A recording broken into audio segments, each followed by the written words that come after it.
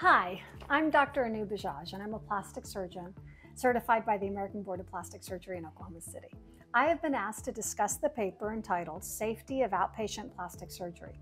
I found the paper to be very timely and interesting because it looks at the way we provide care for patients.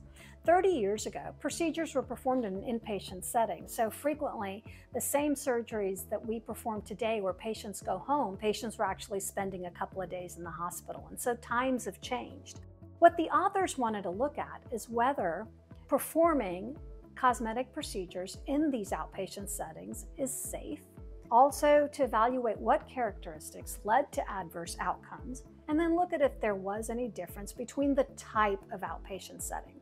And there are primarily two types of outpatient surgical facilities. One is an office-based operating room, which would be in a doctor's office, and the other would be in an ambulatory surgical center, which is a larger facility with potentially more surgeons.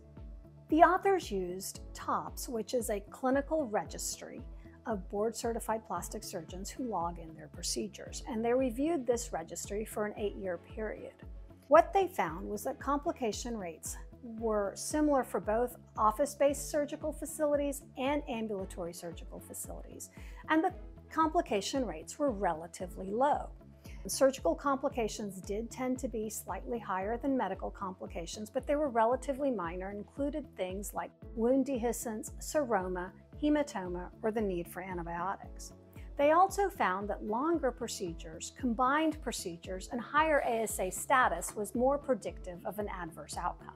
So ASA status is a classification system which is used by anesthesiologists to assess your risk for surgery.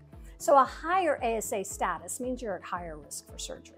Fundamentally, what does it mean for you as a patient? It means that both office-based surgical facilities and ambulatory surgical facilities are safe, and that there's no difference in the likelihood of an adverse outcome between the two. It also means that if you're a relatively healthy individual with a low ASA status, you are at low risk for an adverse outcome. I would also remind you that this study looked at accredited facilities and board-certified plastic surgeons.